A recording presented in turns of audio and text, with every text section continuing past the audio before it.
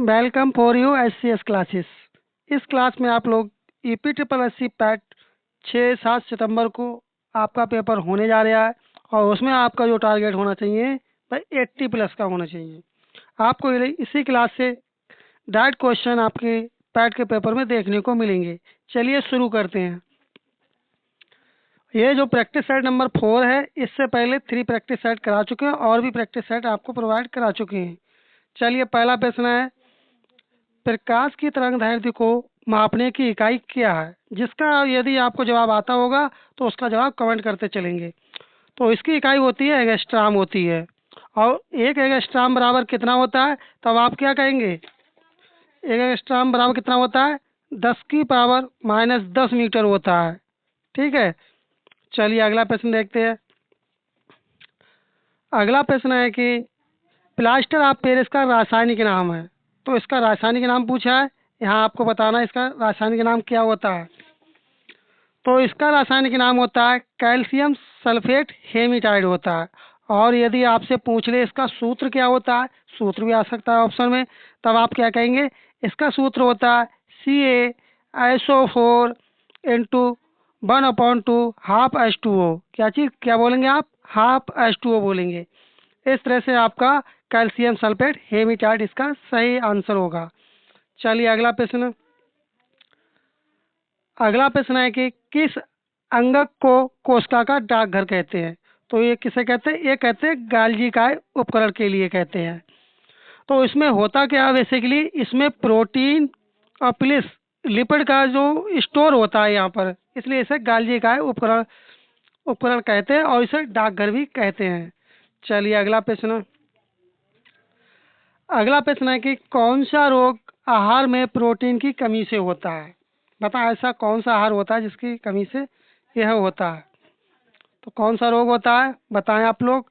तो इसका सही जवाब हो जाएगा क्वाशिरकोर। ये जो पाया जाता है, जो सबसे क्वाशरकोर और सूखा रोग पाया जाता है, ये बच्चों में पाया जाता है। लेकिन जो इससे होता है प्रोटीन की कमी से, वह होता है क्वाशिरकोर होता है। इसके भी किससे होता है? विटामिन सी की कमी से होता है। और पीलिया किससे होता है? ये आपको खून की कमी से होता है। चलिए अगला प्रश्न। अगला प्रश्न है कि अगला प्रश्न है, फलों में पाए जाने वाले घुलनशील फाइबरों में से कौन सा खाना पकाने और बेकिंग में एक थिकनर के रूप में प्रयोग किया जाता है? तो ये क्या प्रयोग किया जाता है? ये प्रयोग किया जाता है पेक्टिन। बी वाला ऑप्शन आपका राइट आंसर हो जाएगा। चलिए अगला प्रश्न। अगला प्रश्न है, जो मैथ के क्वेश्चन और रीजनिंग के क्वेश्चन है जो MCQ टाइप के होंगे, इनके लिए सेपरेट अलग से क्लास लेकर के आएंगे, जो कि उसी क्लास से आपको प्रश्न देखने को मिल जाएंगे। अगला है कि एक मुलाकात कहानी के कथाकार कौन है? तो इसके कथाकार कौन हो जाएंगे? इसके कथाकार हो जाएंगे उषा राजेश सक्सेना। चलिए अगला प्रश्न। अमित और अमित शब्द युगों का सही अर्थ है? शत्रु मित्र, पर्याप्त, अधिक, अधिक न्यून या बहुत शत्रु? तो इसका सही जवाब हो जाएगा बहुत शत्रु। अमित का अर्थ होता है बहुत और अमित का अर्थ होता है शत्रु। इस तरह से आपका डी वाला ऑप्शन टिक कर देंगे। आपको UP triple S C PET में सेम इसी तरह के क्वेश्चन देखने को मिलेंगे, इसलिए आप पेपर को पूरा लगाएं, कहीं से भी स्किप ना करें। 8 करोड़ या 9 चूल्हे का आपको अर्थ बताना है। तो इसका अर्थ होता है अलगाव की स्थिति। अगला प्रश्न। अगला प्रश्न है, खिड़की खोलने से प्रकाश आएगा, इस वाक्य में किस प्रकार का कारक है? यहाँ पर कारक होगा लिखा हुआ। तो किस प्रकार का कारक इसमें हो जाएगा? इसमें आपका कारक हो जाएगा कारक संबंधी। कौन सी त्रुटि हो? कारक संबंधी। क्या हो जाएगा? कारक संबंधी इसमें अशुद्धि हो जाएगी। चलिए अगला प्रश्न। अगला है कि किसके नाम प्रायः पुल्लिंग होते हैं? तो ये नाम होते हैं समुद्र के नाम हमेशा पुल्लिंग होते हैं। अगला प्रश्न, आपका जो ईपीटी पैट का पेपर होगा उसमें 5 क्वेश्चन इंग्लिश के पूछे जाएंगे। चलिए इन्हें भी देख लेते हैं। इसमें क्या दे रखा है? Read the passage given below and answer the questions the follow question number 16 and 17 8। तो इसमें ये जो पैराग्राफ देख रहे हैं, इसे पढ़ करके इनका प्रश्नों का जवाब देना है। चलिए देखते हैं। Yesterday, two brave children of Gangapur were awarded brave. Brave किसे कहते हैं? बहादुर के लिए कहते हैं। Hard award, they have exhibited a great spirit, a selfness and courage. Harsh A 12 year old अर्थात 20 वर्ष का है, वो 20 वर्ष का क्या है? लड़का है। Saved a little girl from drowning in the river that flow along his village. Garima has been awarded for her presence of mind. तो पहला वाला ऑप्शन है, तो इसका आपको अब अर्थ बताना है। इसमें क्या पूछा गया है? Which kind of noun is Gangapur. तो इसमें क्या सही जवाब हो जाएगा? इसका सही जवाब हो जाएगा प्रॉपर नाउन। क्या हो जाएगा इसमें? गंगापुर में प्रॉपर नाउन हो जाएगा। चलिए अगला प्रश्न। अगला प्रश्न है कि which part of speech is the word brave. बताएं इसका सही क्या होगा? तो इसका सही हो जाएगा एडजेक्टिव। क्या हो जाएगा इसमें? एडजेक्टिव। अगला प्रश्न है which of the following is A correct expression. तो इसमें आपका इसका करेक्ट क्या होगा? इसका करेक्ट हो जाएगा as cheerful as a lark. ये वाला ऑप्शन इसका सही जवाब हो जाएगा। अंत में आपको कमेंट करके बताना है कि आपके कितने प्रश्नों का सही जवाब हुआ था। अगला है which of the following words is a preposition. इसमें प्रोपोजिशन बतानी। तो इसका राइट आंसर आपका हो जाएगा, क्या इसका राइट आंसर होगा? जरा आप कमेंट करें इसका राइट आंसर क्या हो जाएगा। करेक्ट आंसर बताएं इसका क्या होगा, बताएं आप लोग, ये आपके लिए। अगला प्रश्न है कि क्वेश्चन नंबर आप देखेंगे। क्वेश्चन नंबर आप 27 से आप लोग देखेंगे। अब 27 क्वेश्चन से देखेंगे, जहाँ पर जी के जीएस और आपके लिए करंट अफेयर्स के क्वेश्चंस, इसमें लेटेस्ट क्वेश्चनों को इसमें ऐड किया गया है, जो कि इसी क्लास से आपको करंट के क्वेश्चन भी देखने को मिलेंगे। फरवरी 2025 में जारी भ्रष्टाचार बोध सूचकांक 2024 में भारत को कौन सा स्थान प्राप्त हुआ? भारत की रैंक पूछी गई है। अब आप बताएं कि भारत की रैंक क्या है। तो भारत की रैंक क्या हो जाएगी? भारत की रैंक आपकी हो जाएगी 96वीं रैंक है, 96वां स्थान है। इस तरह से डी वाले को आप लोग टिक करेंगे। चलिए अगला प्रश्न। अगला प्रश्न है कि जनवरी 2025 में कौन सा देश ब्रिक्स का पूर्ण सदस्य बन गया है? तो कौन बन गया है? ये बन गया है इंडोनेशिया। इसी तरह के प्रश्न आपके लिए पैट के पेपर में देखने को मिलेंगे। ज़्यादा आप लोग भ्रमित ना हो, क्योंकि जब पेपर कठिन आएगा तो सभी के लिए आएगा, ऐसा तो है नहीं एक के लिए पेपर कठिन आएगा। इस बात का आप विशेषकर ध्यान रखें। आयकर अधिनियम 2025 में कुल कितनी अनुसूचियां हैं? तो अनुसूचियां पूछी गई है, आपको पता होगा 16 अनुसूचियां हैं इसमें। अगला प्रश्न है कि भारत का पहला चिड़ियाघर आधारित बायो बैंक कहाँ स्थापित किया गया है? कौन सा पूछा गया? Bio bank. तो यह कहाँ स्थापित किया गया है? बायो बैंक को जो स्थापित किया गया है वह पदजा नायडू हिमालयन प्राणी उद्यान दार्जिलिंग में स्थापित किया गया है इसके लिए। चलिए अगला प्रश्न। आपको क्लास कैसी लग रही कमेंट करके बता दें जरा आप लोग। और अभी तक यदि क्लास को लाइक नहीं किए तो क्लास को लाइक कर दें और चैनल को सब्सक्राइब कर लें, क्योंकि आपके लिए लगातार आपके लिए एमसीक्यू टाइप की क्लासेस आपको प्रोवाइड कराई जा रही, जो कि आप विश्वास कीजिए इन्हीं क्लासों से आपको बहुत सारे प्रश्न आपको डायरेक्ट देखने को मिलेंगे। चलिए अगला प्रश्न। विश्व का पहला 3D प्रिंटिंग ट्रेन स्टेशन किस देश में बनाया गया है? Very very important question. तो कौन से देश में बनाया गया है? ये बनाया गया है जापान में। किन्होंने बनाया? जापानियों ने बनाया है। अगला है मार्च 2025 में कौन सा देश विश्व का दूसरा सबसे बड़ा चाय निर्यातक होगा? सबसे बड़ा चाय निर्यातक। तो टीका कौन हो जाएगा? ये हो जाएगा भारत सबसे बड़ा हो जाएगा। लेकिन पहले स्थान पर कौन है? आप जरा बताएंगे कमेंट करके पहले स्थान में कौन है। चलिए अगला प्रश्न।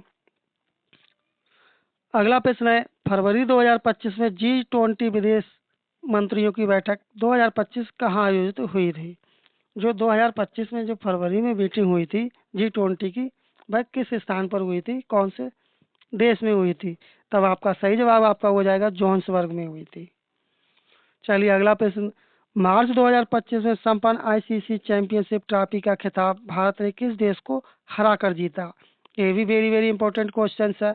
आप विश्वास कीजिए, आपको डायरेक्ट आपको क्वेश्चन देखने को मिलेंगे यूपीट्रिपल पैट के पेपर में, जो आपका 6 और 7 सितंबर को पैट का पेपर होने वाला है। तो बताएं इसका सही जवाब क्या होगा? तो इसका सही जवाब हो जाएगा न्यूजीलैंड। चलिए अगला प्रश्न, अगला प्रश्न है, जून 2025 का माउंट एटना ज्वालामुखी में विस्फोट हुआ, यह ज्वालामुखी किस देश में स्थित है? अब आपको बताना ये ज्वालामुखी कौन से देश में है। तो ये ज्वालामुखी है इटली में। इटली की राजधानी क्या है, जरा आप कमेंट करके बताएं जरा, इटली की राजधानी क्या है? हो सकता है आपसे इटली की राजधानी पूछ ले, क्योंकि ये चर्चा में बहुत रहा था ये प्रश्न। अगला है कि एक राज्यसभा सदस्य का कार्यकाल कितने वर्षों का होता है? आपको पता होगा 6 वर्षों का होता है। अगला है, कौन सा राज्य नेपाल के साथ सीमा साझा करता है? तो कौन सा है जो नेपाल के साथ सीमा साझा करता है? ये करता है उत्तराखंड राज्य। चलिए अगला प्रश्न, इसमें पूछा गया सीमा साझा नहीं करता है, क्या पूछा गया? सीमा साझा नहीं करता है। तो सीमा साझा क्या नहीं करता है? हिमाचल आपका सीमा साझा नहीं करता है, बिहार भी करता है, उत्तर प्रदेश भी करता है और उत्तराखंड भी करता है। चलिए बढ़ते हैं अपने अगले प्रश्न की तरफ। अगला प्रश्न इसमें पूछा गया कि 2018 में गूगल डूडल ने मृणालिनी साराभाई का 100वां जन्मदिन मनाया। भाई निम्नलिखित में से किस नृत्य शैली का प्रतिपादक है, अर्थात वो किससे संबंधित थे? तो वो संबंध था उनका भरतनाट्यम और कथकली से इनका संबंध था। ये भी क्वेश्चन इंपॉर्टेंट है। चलिए अगला प्रश्न देखते हैं। अगला प्रश्न है, अगला प्रश्न इसमें पूछा गया है कि माई कंट्री माई लाइफ के आत्मकथा पूछी गई है। तो यह आत्मकथा किसकी है? ये आत्मकथा है एल के आनवाड़ी अर्थात लाल कृष्ण आनवाड़ी की। चलिए अगला प्रश्न, इसमें वन अनुसंधान पूछा गया जिसकी स्थापना हुई थी। तो इसकी स्थापना कब हुई थी? इसकी स्थापना हुई थी 1906 में। चलिए अगला प्रश्न, अब इसमें पूछा गया है अंतर्राष्ट्रीय अहिंसा दिवस कब मनाया जाता है? तो ये कब मनाया जाता है? ये मनाया जाता है 2 अक्टूबर को मनाया जाता है। और 2 अक्टूबर को किसका जन्मदिन है? यह है महात्मा गांधी का जन्मदिन है। और महात्मा गांधी के जन्मदिन को ही क्या कहते हैं? महात्मा गांधी के जन्मदिन को ही अहिंसा दिवस के रूप में मनाया जाता है। चलिए बढ़ते हैं अपने अगले प्रश्न की तरफ। अगला प्रश्न है कि अगला प्रश्न है अगला प्रश्न है, भारत और विश्व का एकमात्र तैरता हुआ राष्ट्रीय उद्यान है जो तैरता हुआ है। तो ये सिर्फ है कीवू लामजाओ राष्ट्रीय उद्यान। और ये किस राज्य में स्थित है? आप जरा बताएं जरा कमेंट करके, हो सकता है ये आपसे पूछ ले। अगला प्रश्न है, यूरोपीय आर्थिक समुदाय का मुख्यालय, अब मुख्यालय से भी क्वेश्चन बनता है, तो ये ब्रुसेल्स में है। अब अगला है, इसमें कौन सा एक सम्मिलित नहीं है? तो सम्मिलित बताना है, कौन सा सम्मिलित नहीं है इसमें। तो आपको पता होगा कोपेनहेगन की राजधानी क्या है? डेनमार्क है। बर्लिन की राजधानी, तो ये आपका बी वाला ऑप्शन है, ये आपका सम्मिलित नहीं। फिर इसकी फ्रांस है, ओस्लो की नॉर्वे है, नॉर्वे की ओस्लो है। ठीक, चलिए बढ़ते हैं अपने अगले प्रश्न की तरफ। अगला प्रश्न में क्या पूछा गया है? इसमें क्या पूछा गया है? सूची फर्स्ट को सूची सेकंड से सही उत्तर आपको चयन करना है, यानी कि आपको मैचिंग करनी है, इनको आपके लिए मैच करके बताना है। तो करें जरा आप लोग, मैच करें, इसका क्या सही जवाब हो जाएगा? कमेंट कर दें आप लोग इसका सही जवाब क्या होगा। तो देखिए इसका, देखते हैं सही जवाब क्या होगा। जो हिमाचल प्रदेश है, तो इसका संबंध किससे है? ए वाले का, तब आपका हो जाएगा ए का संबंध है आपका कीलांग से। किससे संबंध? कीलांग से। तो इस तरह से ए का हो जाएगा, तीसरा वाला मैच करेंगे आप लोग। और बी का जो उत्तराखंड है, तो इसके आप उत्तराखंड में क्या है? ओली है, तो बी का आप मैच कर क्या कर देंगे? बी का मैच कर देंगे आप वन, क्योंकि ओली वन में है। अब इसी तरह से सी का मैच करेंगे, तो सी का आपका क्या है, कर्नाटक है। कर्नाटक में क्या है, चिकमंगलूर है। कर्नाटक में क्या है, चिकमंगलूर है। तो सी का आपका हो जाएगा चौथा। इसी तरह से आप लोग डी वाले को मैच करेंगे तमिलनाडु को, तो तमिलनाडु क्या हो जाएगा, ये ऊटी हो जाएगा इसमें। तो डी का आपका क्या हो जाएगा, डी का आपका दूसरा हो जाएगा। ये कौन से ऑप्शन में है, पहले में नहीं है, ये आपके दूसरे वाले ऑप्शन में है। तो दूसरा वाला ऑप्शन आपका सही उत्तर हो जाएगा। चलिए बढ़ते हैं अपने अगले प्रश्न की तरफ।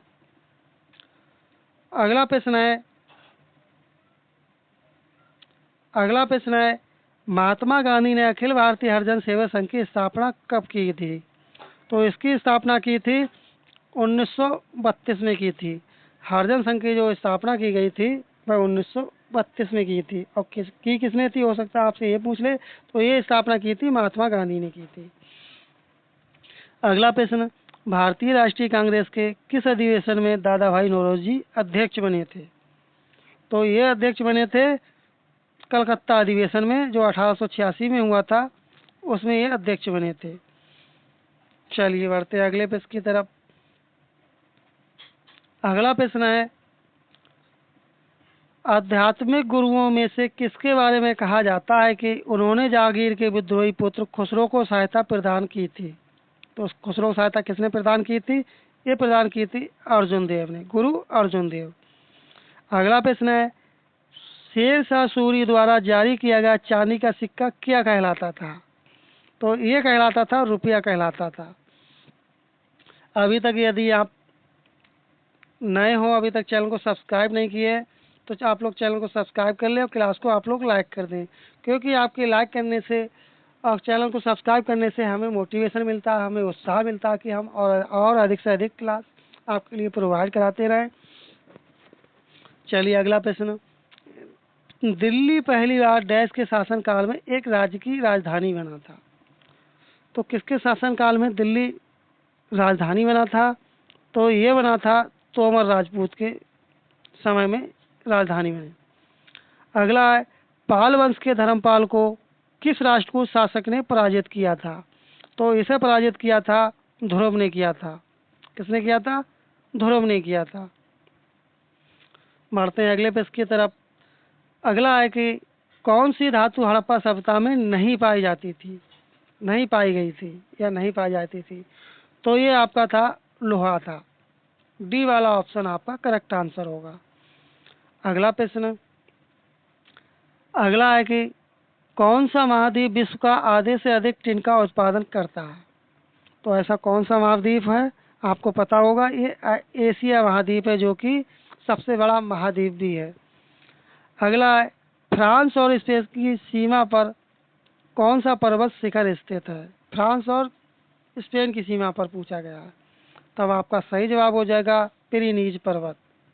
बी वाला ऑप्शन आपका सही उत्तर होगा। चलिए अगला प्रश्न, अगला है कौन सा कारक भारत की जलवायु को प्रभावित नहीं करता है। तो ये आपका हो जाएगा देशांतर। देशांतर नहीं करता है, लेकिन पवनें भी करती है, अक्षांश भी, ऊंचाई भी करती है। अगला है जनगणना 2011 के अनुसार भारत में पुरुष साक्षरता दर पूछी गई, पुरुषों की साक्षरता दर कितने % है। तब आपका सही उत्तर हो जाएगा 80.09%। और यदि आपसे पूछ ले कि सबसे ज़्यादा शिक्षा का स्तर किस राज्य में है, तब आप लोग कहेंगे केरल राज्य में।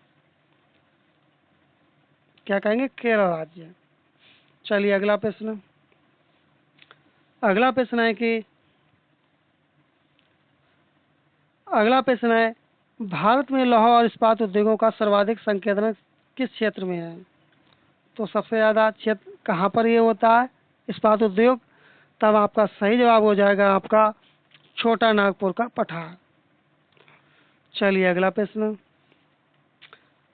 आपके यूपी SSS का जो पैट का पेपर है वह 6 और 7 सितंबर को 2 शिफ्टों में होने जा रहा है। उसमें आपके लिए क्या रणनीति अपनानी चाहिए, जो आप अभी तक पढ़ चुके हैं उसे रिवाइज करें और अधिक से अधिक प्रैक्टिस कर लगाएं, क्योंकि इस बार लेखपाल और BPO और अन्य काफ़ी संख्या में वैकेंसी आने वाली हैं। और इसका रिजल्ट भी लमसम अक्टूबर या दिसंबर के मंथ में आ सकता है। और उसी के उपरांत ही ये वैकेंसी आएंगी। इसलिए आप अच्छे से तैयारी करें, और जो आपका पैट का स्कोर है, पैट का स्कोर जितना अच्छा होगा उतना ही आपके लिए बेहतर होगा, क्योंकि ये पैट के स्कोर पर आधारित वैकेंसी होंगी, तभी आप अप्लाई कर पाएंगे। चलिए देखते हैं 91 प्रश्न के लिए। भारत की हरित क्रांति में किस प्रकार के बीजों ने एक अहम भूमिका निभाई थी? तो किस प्रकार के बीज थे? तो ये बीज थे उच्च उपज वाली किस्में थी, जिसे HY भी आप कर सकते हैं, हाइब्रिड प्रजाति थी। अगला प्रश्न है, अगला है कि कौन सा भारत में अनुसूचित सार्वजनिक क्षेत्र के बैंकों में से एक नहीं है? तो नहीं पूछा गया है, तब आपका सही जवाब हो जाएगा बंधन बैंक। अगला है कि औद्योगिक लाइसेंसिंग 4 उद्योगों के लिए अनिवार्य है, वो कौन से है? कौन सा उद्योग उन 4 उद्योगों में से एक नहीं है? तब आपका सही जवाब आपका क्या हो जाएगा? तब आपका सही जवाब आपका हो जाएगा कुटीर उद्योग के लिए। देखिए, तंबाकू से बनी सिगार, इसके लिए भी आपके लिए लाइसेंस होना बहुत ज़रूरी है। औद्योगिक विस्फोटक या विस्फोटक पदार्थों का यदि आप निर्माण करते बनाते, उसके भी लिए, सिगरेट के भी लिए यदि आप सिगरेट का निर्माण करते हैं। चलिए बढ़ते हैं अपने 94वें क्वेश्चन की तरफ। कौन सा RBI का मौद्रिक नीति साधन नहीं है? क्या यह बैंक दर है, सरकारी खर्च, नकद कोष अनुपात या खुले बाजार की क्रियाएं? तब आपका इसका सही जवाब हो जाएगा सरकारी खर्च। अगला है कि GST बिल में कितने स्लैब होते हैं, स्लैब टैक्स होते हैं? तब इसमें होते हैं 4 होते हैं। वो कौन कौन से होते हैं, कमेंट करें आप लोग। चलिए बढ़ते हैं अपने अगले प्रश्न की तरफ। अगला है, द्वितीय प्रशासनिक सुधार आयोग की कौन सी रिपोर्ट पंचायती राज की सिफारिशों से संबंधित है? तो कौन सी है? तीसरी है, पांचवी, छठी या चौथी? तब इसका सही जवाब हो जाएगा छठी। सी वाले को आप लोग टिक करेंगे। अगला है, सर्वोच्च न्यायालय की सहायक शक्तियों के लिए प्रावधान निम्नलिखित में से कौन करता है? तो ये करता है बेसिकली भारत की संसद करती है। चलिए बढ़ते हैं अपने अगले प्रश्न की तरफ। अगला प्रश्न है कि भारतीय संविधान का अनुच्छेद 51A डैश से लागू होता है। जो 51 है, जो आर्टिकल है, ये कब से लागू होता है? तब आपका सही जवाब क्या होगा? तब आपका सही जवाब हो जाएगा 3 जनवरी 1977 को आर्टिकल 51A लागू हुआ था। अगला है कि संविधान 46वां संशोधन अधिनियम 2002 द्वारा निम्नलिखित में से कौन सा अनुच्छेद भारतीय संविधान में शामिल किया गया था? तो कौन सा शामिल किया गया था? तो आपका सही जवाब हो जाएगा 21 से। और 21 से ये क्या दर्शाता है, बताएं आप लोग कमेंट करके। और अगला प्रश्न है, और इस क्लास का ये अंतिम प्रश्न है। इसमें पूछा गया है किस संवैधानिक संशोधन अधिनियम के द्वारा एक ही व्यक्ति को 2 या अधिक राज्यों का राज्यपाल नियुक्त किया जा सकता है? ऐसा कौन सा संशोधन अधिनियम है जिसके द्वारा एक राज्यपाल को एक से अधिक राज्यों का उसे राज्यपाल बनाया जा सकता है? बताएं आप लोग। क्या ये 9वां संवैधानिक संशोधन अधिनियम है, 18वां संवैधानिक संशोधन अधिनियम, 11वां संवैधानिक संशोधन अधिनियम या 7वां संवैधानिक संशोधन अधिनियम? कमेंट करें आप लोग, इसका सही जवाब क्या होगा? तब आपका सही जवाब हो जाएगा 7वां संवैधानिक संशोधन अधिनियम। डी वाला ऑप्शन आपका राइट आंसर हो जाएगा। इस तरह से अपनी ये क्लास कंप्लीट हुई। आपको क्लास कैसी लगी आप कमेंट करके अवश्य बताएं। आप देखना विश्वास कीजिए, जो आपका EPSS पैट का जो पेपर है 6 और 7 सितंबर को आपका कंडक्ट होने वाला है, उसमें आपके लिए इन्हीं क्लासों से आपके GK GS रीजनिंग और मैथ के क्वेश्चंस आपको डायरेक्ट देखने को मिलेंगे EPSS पैट के पेपर में। इस बात का आप लोग विश्वास करें और अपनी अच्छे से तैयारी करें, अच्छा पैट में स्कोर लाएं, तभी आप वैकेंसियों में अप्लाई कर सकते हैं। लेखपाल और BPO की काफ़ी संख्या में वैकेंसी आने वाली है, इसलिए आप जरा सी भी ढील ना बरतें, क्योंकि अब आपके पास ज़्यादा समय नहीं बचा हुआ है। और यदि अभी तक आप चैनल पर नए हैं, चैनल को सब्सक्राइब नहीं किए, तब आप चैनल को सब्सक्राइब कर लें और क्लास को आप लाइक कर दिया करें, क्योंकि आप लोग क्लास देख लेते हैं लेकिन चैनल को ना सब्सक्राइब करते हैं ना लाइक करते हैं। यदि आपको अच्छा लगे तभी आप लाइक करें, किया करें और चैनल को सब्सक्राइब किया करें, और नहीं लगे तो आप लोग ना करें सब्सक्राइब, ठीक है। और यदि आपका किसी भी प्रकार का सजेशन हो तब आप सजेशन भी बता सकते हैं कमेंट बॉक्स में, और नेक्स्ट क्लास किस टॉपिक पे चाहिए वो भी आप बता सकते हैं। और यदि आप इस क्लास की पीडीएफ प्राप्त करना चाहते हैं तो उसका लिंक डिस्क्रिप्शन बॉक्स में डेली लगा दिया जाता है, वहाँ से आप प्राप्त कर सकते हैं। चलिए मिलते हैं इसी के साथ नेक्स्ट क्लास में, तब तक के लिए धन्यवाद। जय हिंद, जय भारत।